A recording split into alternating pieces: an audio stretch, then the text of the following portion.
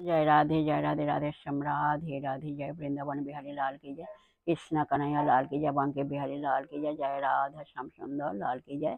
जय राधे राधे श्याम राधे राधे।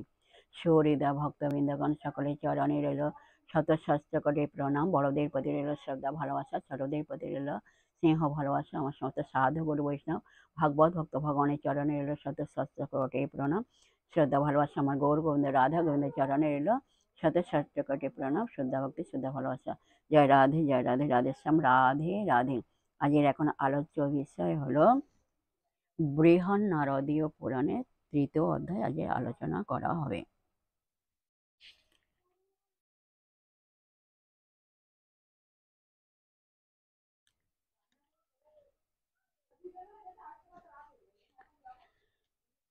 আগের দিন কিছু আলোচনা করা হয়েছিল, তার পরবর্তী অংশ 3য় অধ্যায়ে প্রথম থেকে কিছুটা অংশ আলোচনা করা হয়ে গেছিল, এখন আবার তারপরে থেকে আলোচনা করা হবে। এই অধ্যায়টা একটু বড় আছে তো তার জন্য। এখন আসুন আমরা শ্রবণ করি। রাধে রাধে। যে নির্গুণ বস্তুর পরব্রহ্ম নাম ঔপচারিক, তিনি তত্ত্ব জ্ঞান গম বিষ্ণু। তিনি শুদ্ধ অনন্ত কালরূপী মহেশ্বর। সেই প্রভুই গুণরূপী গুণাধার এবং জগতের আদি কর্তা। জগৎগুরু পুরুষের সাহায্যে প্রকৃতি ক্ষোভ প্রাপ্ত হইলে মহত্তর প্রাদুর্ভূত হইল। বুদ্ধি এই মহত্তত্ত্বেরই নামান্তর। বুদ্ধি হইতে অহংকার উৎপন্ন হইল। অহংকার হইতে তন্মাত্র নামক সূক্ষ্ম পঞ্চভূত ও ইন্দ্রিয়গণের উৎপত্তি হইল এবং জগৎ সৃষ্টির জন্য তন্মাত্র হইতে পঞ্চস্থূলভূতের উৎপত্তি। হে ব্রহ্মনন্দন সনত কুমার, আকাশ বায়ু অগ্নি জল এবং পৃথিবী এই পঞ্চভূত যথাক্রমে পূর্ব অনুসারে উত্তরের উৎপত্তির প্রতি অন্যতম কারণ হইল। অনন্তর জগৎস্রষ্টা ব্রহ্মা বৃক্ষাদি সৃষ্টি করিলেন। এই সৃষ্টি তমময়ী, ইহার নামান্তর অবুদ্ধিপূর্বক স্বর্গ। প্রভু ব্রহ্মা সেই সৃষ্টিকে মনের মতো না দেখিয়া পশু পক্ষী মৃগাদি তির্যক জনিদিগকে সৃষ্টি করিলেন। সে সৃষ্টিকেও মনমতো না দেখিয়া দেবগণের সৃষ্টি করিলেন। অনন্তর তিনি মানব সৃষ্টি করিলেন।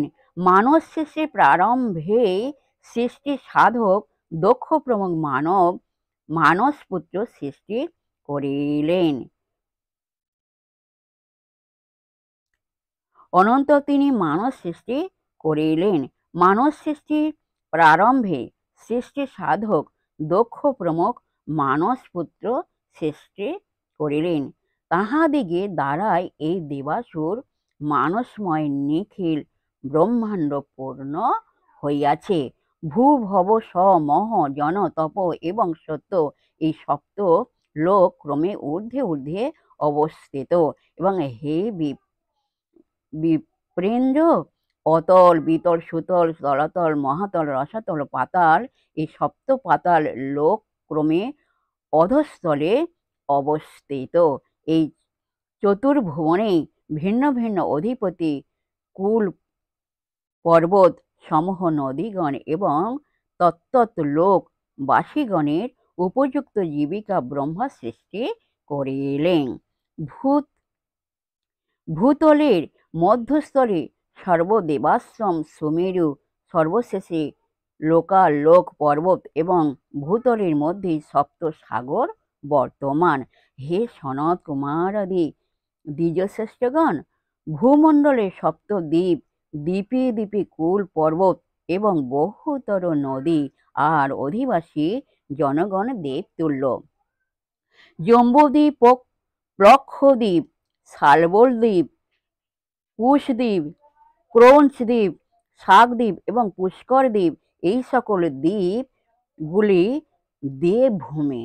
এই সপ্তদ্বীপ সমগ্রই লবণ সমুদ্র, ইক্ষু সমুদ্র, সুরা সমুদ্র, সর্পি সমুদ্র, ঘৃত সমুদ্র, দধি সমুদ্র, দুগ্ধ সমুদ্র এবং জল সমুদ্র, এই সপ্ত সমুদ্রে একেবারে আবৃত। এই যে সপ্ত দ্বীপ ও সপ্ত সমুদ্র, ইহাদের পূর্ব পূর্ব অপেক্ষা উত্তর উত্তর দ্বিগুণ করিয়া বিস্তৃত। এই সপ্ত দ্বীপ ও সমুদ্রের শেষ সীমা হইল লোকালোক পর্বত। খার সমুদ্র অর্থাৎ লবণ সমুদ্রের উত্তর এবং হিমালয়ের দক্ষিণ যে ভূভাগ, তাহাই ভারতবর্ষ। ভারতবর্ষই কর্মভূমি। হে ব্রহ্মনন্দন, এই ভারতবর্ষে লোকে শুভ অশুভ এবং মিশ্র এই ত্রিবিধ কর্ম করিয়া থাকে। তাহার ফল ভোগ হয় যথা নিয়মে ভোগ ভূমিতে।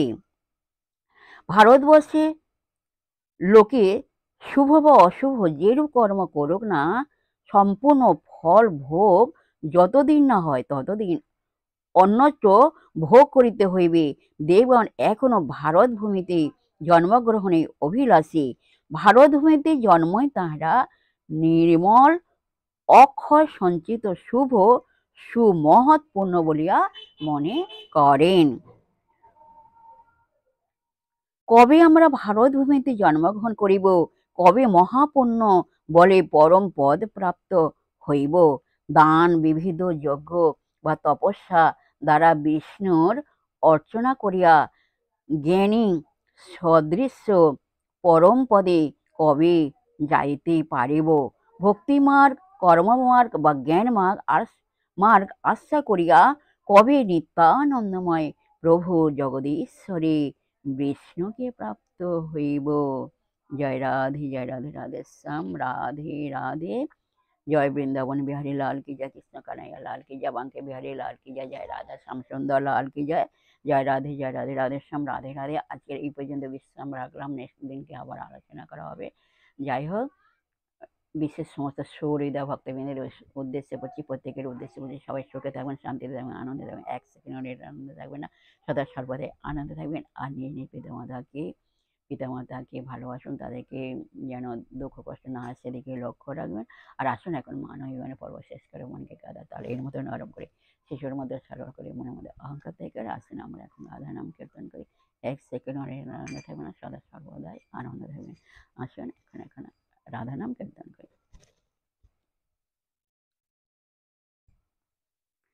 সুন্দর ধরে মধুর মুরলি হাসিয়া কথাটি কয়, সুন্দর ধরে মধুর মুরলি হাসিয়া কথাটি কয়।